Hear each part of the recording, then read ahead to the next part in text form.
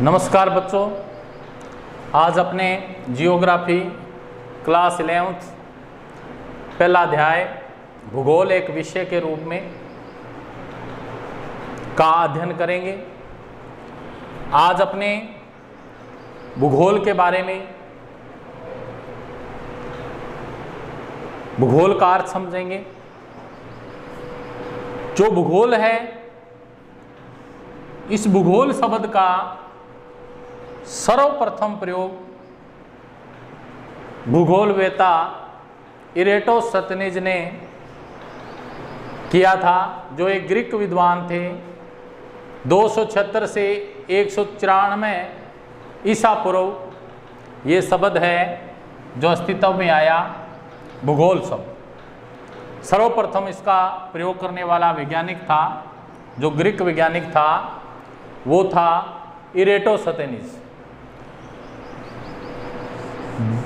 भूगोल का अर्थ है जियोग्राफी शब्द से, भूगोल ग्रीक भाषा का शब्द है जियोग्राफी। जियो का अर्थ है पृथ्वी, ग्राफोस का अर्थ है वर्णन, यानी जियोग्राफी का अर्थ क्या हुआ? भूगोल का पृथ्वी का वर्णन। जियोग्राफी पृथ्वी का वर्णन, यानी इसमें अपने क्या है, भूगोल में जो हमारी पृथ्वी है, इस पृथ्वी का वर्णन पढ़ते हैं। अब अपने भूगोल एक विषय के रूप में, तो भूगोल को अपने समझने का कि भूगोल में हम किन किन विषयों का अध्ययन करेंगे, वो कौन कौन से विषय हैं जिसको हम भूगोल के अंदर पढ़ेंगे। यानी हमारी जो पृथ्वी है, इसका पूरा वर्णन, पृथ्वी का वर्णन हम इस भूगोल के अंदर पढ़ते हैं। भूगोल का अध्ययन हमारे लिए क्यों आवश्यक है? हमने भूगोल का अर्थ समझा। भूगोल का अर्थ है पृथ्वी का वर्णन। अब हमारे लिए जो भूगोल है, पृथ्वी का वर्णन करना हमारे लिए क्यों आवश्यक है? भूगोल को जानना हमारे लिए क्यों आवश्यक है? इस बात पे चर्चा करते हैं। क्योंकि हम इस पृथ्वी के धरातल पर निवास करते हैं। हम कहाँ रहते हैं? इस पृथ्वी के धरातल पर निवास करते हैं। हमारा जीवन हमारे परिस्थान से अनेक रूपों में प्रभावित होता है। हम जिस स्थान पे रहते हैं, जिस परिस्थान पे रहते हैं, वहां अनेक रूपों में हम प्रभावित होते हैं, क्योंकि हम इस पृथ्वी के साये में रहते हैं, इस पृथ्वी के धरातल पे रहते हैं, और जिस स्थान पर हम रहते हैं वहां से हम क्या होते हैं? प्रभावित होते हैं। और हम अपना जीवन निर्वाह करने के लिए, हम क्या है, अपना जीवन निर्वाह करने के लिए जिस स्थान पे हम रहते हैं, उस स्थान के आसपास के संसाधनों पर निर्भर रहते हैं। उन संसाधनों का हम उपयोग भी करते हैं। अगर हम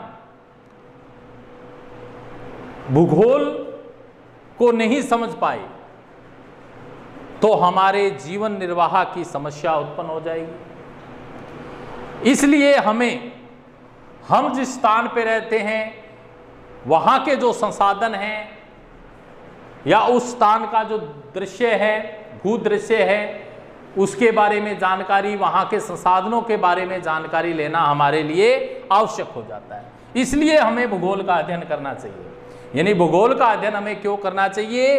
क्योंकि हम धरातल पर रहते हैं और हमारा जीवन अपने जो परिस्थान है हमारा, वहाँ अनेक रूपों में प्रभावित होता है। हम जीवन निर्वाह के लिए अपने आसपास के संसाधनों पर भी निर्भर करते हैं। इसलिए हम जिस स्थान पर रहते हैं, उस स्थान के बारे में हमें जानकारी होना आवश्यक है। जिस स्थान पर रहते हैं, वहाँ के संसाधनों के बारे में हमें जानकारी होना आवश्यक है, ताकि हमारा जीवन निर्वाह हो सके।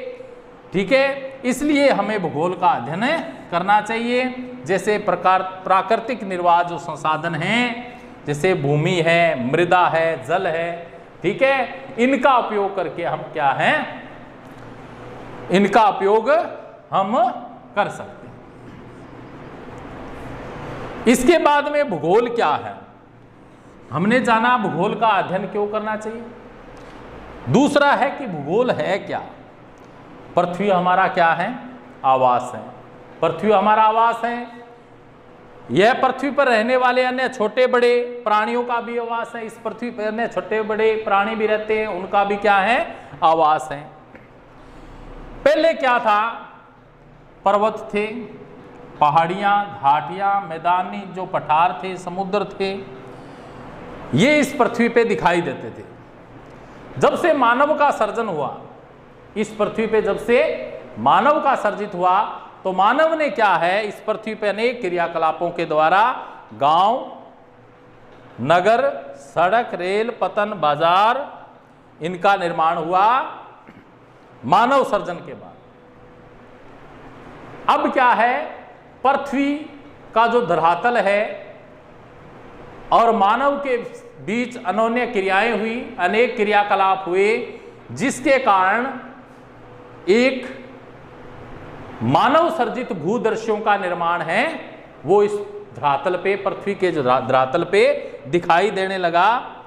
उन सब का इसमें अध्ययन किया जाता है। यानी अपने मानव भूगोल के जो विषय है उसमें हमने भूगोल का अर्थ समझा कि भूगोल शब्द का सर्वप्रथम प्रयोग इरेटोस्थेनीज एक ग्रीक विद्वान था, उसने किया 276 से। कब किया? 276 से 194 ईसा पूर्व किया।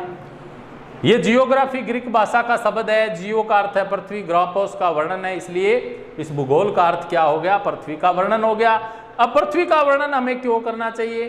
क्योंकि हम इस धरातल पे रहते हैं, इस पृथ्वी पे रहते हैं। हमारा जीवन क्या है? जिस स्थान पे रहते हैं वहां अनेक रूपों में प्रभावित होता है। जीवन निर्वाह के लिए हमें आसपास के संसाधनों पर निर्भर रहना पड़ता है, इसलिए हमें जीवन जीने के लिए, ठीक है, हमें वहाँ के वातावरण के बारे में, वहाँ के संसाधनों से परिचित होना आवश्यक है। इसलिए हमें भूगोल का अध्ययन करना चाहिए। प्राकृतिक निर्वाह के जो संसाधन हैं, हमें उनके बारे में जानकारी नहीं होगी तो हम उनका उपयोग कैसे कर पाएंगे? ठीक है, इसलिए हमें उनके बारे में क्या है? जानना अति आवश्यक है। इसलिए हमें भूगोल का अध्ययन करना आवश्यक है। भूगोल क्या है? पृथ्वी हमारा आवास है। पृथ्वी पर रहने वाले अन्य छोटे बड़े प्राणियों का भी क्या है? आवास है। यहाँ पे पर्वत, पहाड़ियाँ, घाटियां, मैदान, पठार, समुद्र, झील, रेगिस्तान, वन एवं उजाड़ क्षेत्र थे। फिर इस पे क्या हुआ?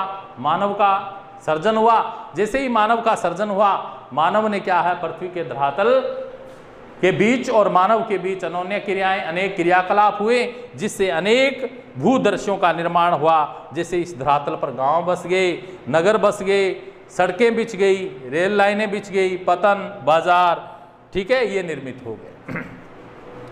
अब अपने जो भूगोल है उसके बारे में भूगोल का अर्थ समझा, भूगोल का अध्ययन क्यों करना चाहिए, भूगोल क्या है, इसके बारे में पढ़ा।